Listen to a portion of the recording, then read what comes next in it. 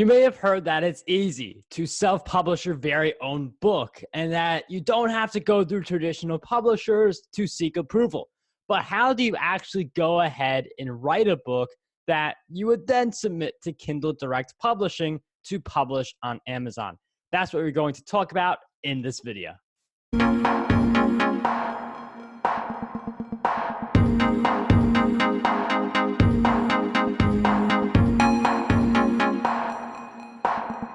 What's up, everyone? I'm Marc Guberti, and this is the place for authors, podcasters, speakers, and coaches who are looking to accelerate their brands and build their platforms. And with a book, you have such extra authority. When you become a speaker and you want to get on more stages, having a book really allows you to stand out. It allows you to stand out with your services and just about everything else when it comes to accelerating your brand. So that's why I do recommend everyone has their own book. But if you have not written a book yet, or you're just looking to refine your process, it is important to approach this with the right mindset so you are able to write and finish your book instead of getting stuck or throwing out first drafts or just starting out with entirely new ideas. So that's why we're going to share with you some different ways that you can make the writing process much smoother. So the first thing you have to do is pick the right topic for your book. This is pretty much a topic that you enjoy writing about, you enjoy talking about. It's going to be something that you can breeze through and you would have no problem writing it. Now, when it comes to, some people, they enjoy a topic, but they can't write about it as well. Just make sure it's something you could either write about very well or you could talk about it very passionately. That's going to be where I recommend you start when it comes to picking topics for your book.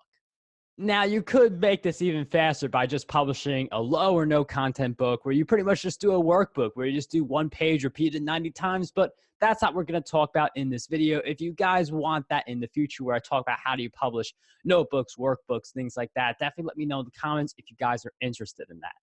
So once you have the main topic of your book, the next step is to just come up with all the different ideas that you are going to cover in this book. This is where you want to pull out a sheet of paper and write down as many different thoughts as you can think of that relate to this topic.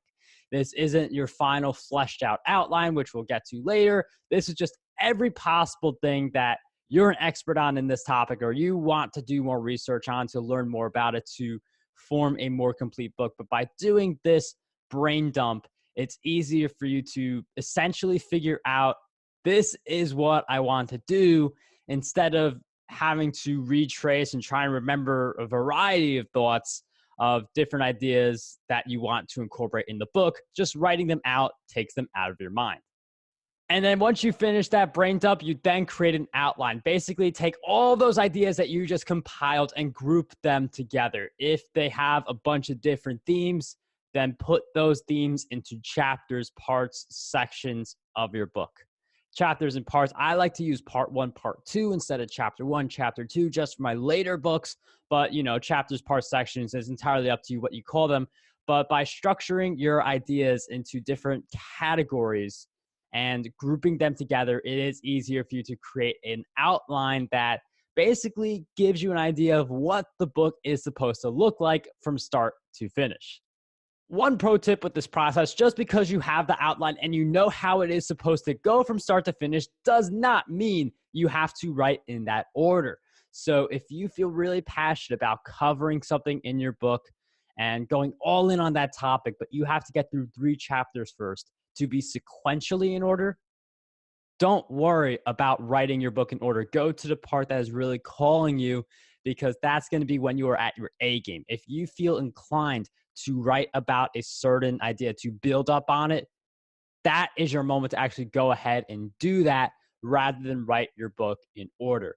Write based on where your mind wants you to go, just as long as you finish your book and you present it to the reader in the original structure it was intended on.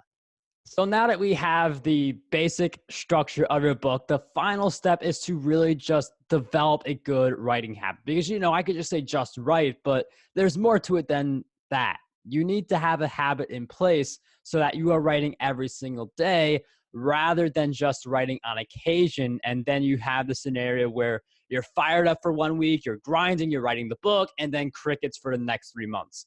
So instead of that scenario, it's important to develop habits. I like to have the habit of write at least 1,000 words each day.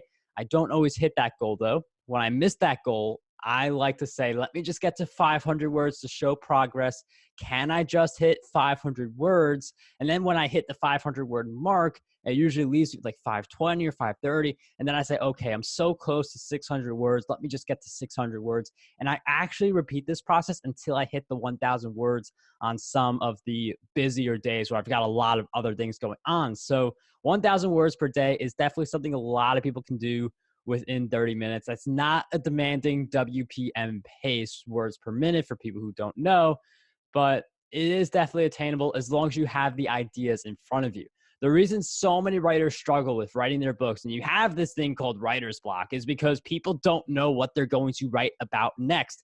They're looking at that blank sheet of paper, not sure what idea to cover next, because in some cases, you've got too many ideas and you're not sure where to go. This is the example of someone who brain dumped but didn't create the outline. And you also have the example of someone who neither brain dumped nor did the outline, so they don't have any ideas in front of them. And that's why it's important to not just write 1,000 words every day or 500 words every day to begin with, if that's the pace you want to go, but it's also important to do those foundational pieces. They may take 30 minutes, you know, the brain dump and the outline and having all that structure, but it does help with being able to put out a higher quality book in a shorter amount of time. And if you are a nonfiction author, one of the things you may also want to think about is including some call to actions in the book. So mentioning your YouTube channel or mentioning your podcast or mentioning your blog post, think about how you can mention those different things throughout your content. So when you're doing your brain dump, you have your outline, then look to see if you could connect any of your blog posts, any of your free pieces of content, or any of your services to parts of your book. So sometimes I'll promote one of my free trainings, like Launch Your Podcast in 5 Days, free training course. That's actually on page 1 of Podcast Domination, because people who see it through Kindle Preview can access it, join my email list. And if I had the choice of someone joining my email list or buying my book, I'm usually going to lean towards having someone on my email list, because that's someone who I could communicate with more frequently, sell training courses and services that make me more money than just the book. So you want to think about what offers you have that connect to your book. That's just a pro tip for nonfiction authors out there. Fiction authors, it's still possible. You just got to get a lot more creative when it comes to incorporating things like that, because you want to have the story flowing. But you can structure a fiction book to get you on more stages if you connect it to something you do want to talk about. But that is a different video. And then all you really have to do is submit it to Kindle Publishing. Now, there are some different things associated with that, like having a cover and formatting and all these different expenses. And then there's the marketing. But I did come out with 2 videos recently where I did share how you can get it to Kindle Direct Publishing and publish it, you know, editing, formatting, all that stuff, and then do the marketing without spending a penny. So if you feel like you are tight on resources and you don't want to spend a lot of money on a book, I wouldn't blame you.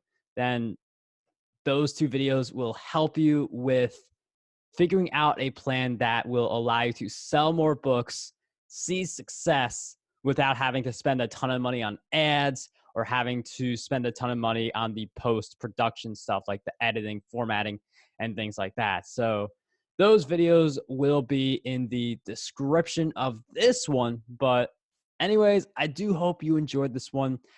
Definitely leave a like if you did like this one, and I will see you guys in the next video.